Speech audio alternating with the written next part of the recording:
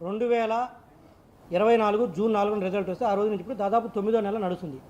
ఈ 9 నెలల్లో మిగతా వివిధ సంస్థలు వేరు పురోగతులు కనపడుతున్నాయి. ఉదాహరణ సిఆర్టీ తీసుకున్నా, లేకపోతే పోలవరం తీసుకున్నా, ముఖ్యంగా R&B ఎక్కువ పురోగతి కనపడింది. రోడ్ సైడ్ బిల్డింగ్స్ అయితే అన్ని చోట్ల పాట్ హోల్స్, గుంతలు పూడ్చడం కానీ, రోడ్లు వేయడం కానీ, కొత్త రోడ్లు కానీ చాలా బాగా ఉంది దాంట్లో.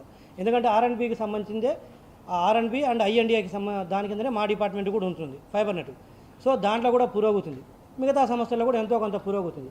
అస్సలు పురోగతి లేని సంస్థ ఏదైనా ఉందంటే ఈ 9 నెలల్లో మా ప్రభుత్వం వచ్చిన తర్వాత అది ఫైబర్ నెట్. అంటే కొన్ని రిఫార్మ్స్ తీసుకున్నాను నేను చైర్మన్ అయిన తర్వాత. నవంబర్ 15వ తేదీన చార్జ్ తీసుకున్న తర్వాత లాస్ట్ ఇయర్ కొన్ని రిఫార్మ్స్ తెచ్చాం. బట్ రిఫార్మ్స్తో కడుపు నిండదు. ఎండ్ ఆఫ్ ద డే ఏంటి, పని అవ్వాలి.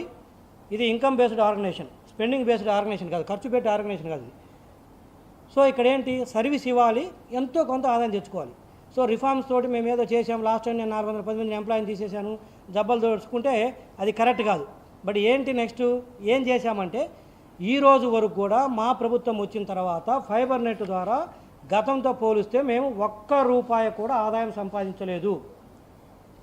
అది బాధాకరమైన, చెప్పాల్సిన బాధ్యత నా పైన ఉంది కాబట్టి చెప్తాను. ₹1 కూడా మేము అదనంగా ఆదాయం సంపాదించలేదు. ఒకటి. రెండోది ఏంటి, మెయిన్ ఈ బిజినెస్ యొక్క ముఖ్య ఉద్దేశం ఏంటి, fibre net. Phone silent please. రెండోది ఏంటి, ముఖ్యంగా మేము కనెక్షన్స్ ఇవ్వాలి కన్జ్యూమర్స్కి. ఎంటర్ప్రైజ్ బిజినెస్ కావచ్చు, కన్జ్యూమర్స్ కానీ మేము కనెక్షన్ ఇవ్వాలి. కనెక్షన్స్ ఇవ్వాల్సి ఉంటే ఒక్క కొత్త కనెక్షన్ కూడా మేము ఈ 9 నెలలు ఇవ్వలేదు.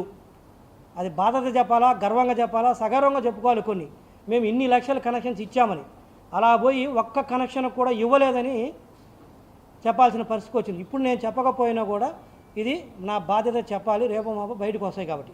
ఒక్క కనెక్షన్ కూడా, ఒక్కటంటే ఒక్క కనెక్షన్, మార్క్ మై వర్డ్, ఈ 9 నెలలు మా ప్రభుత్వం వచ్చిన తర్వాత ఒక్క కనెక్షన్ కూడా ఇవ్వలేకపోయినాం.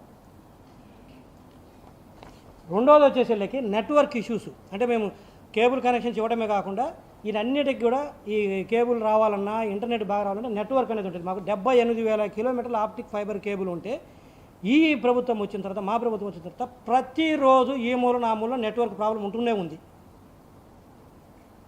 కేబుల్ ఆపరేటర్లు ఏమంటున్నారంటే గత ప్రభుత్వంలో బిజినెస్ చేయకపోయినా కూడా, మమ్మల్ని ఎల్లగొట్టినా కూడా కనీసం ఉన్న కాడికి నెట్వర్క్ అన్నా బాగుండేది, ఈసారి ఆ నెట్వర్క్ కూడా లేదనేది వాపోతుండ్రు.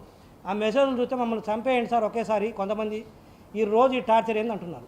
ఇది ముఖ్యంగా నేను చెప్పదలుచుకుంది. ఒకటి, కొత్త బిజినెస్ చేయలేదు, ఒక కనెక్షన్ ఇవ్వలేదు, ₹1 సంపాదించలేదు. ప్రతిరోజు నెట్వర్క్ ప్రాబ్లం. ఎందుకంటే ప్రతిరోజు కాదు, ఇది పవర్ ఎలాగనో, విద్యుత్ ఎలాగనో, ఇంటర్నెట్ కేబుల్ అనేది కూడా ఒక్క నిమిషం కూడా పోవడానికి లేదు. ఎందుకంటే ఎప్పుడు టీవీ చూస్తుంటారు జనాలు, ఇంటర్నెట్ వాడుకుంటుంటారు కాబట్టి ఇంటరప్షన్ అనేది ఉండకూడదు. అటువంటి వ్యవస్థ ఇది. అలాంటిది ఆల్మోస్ట్ డే టు డే బేస్లో ఏదో ప్రాబ్లం వస్తూనే ఉంది. ఎందుకు చెప్పాల్సి వస్తుందంటే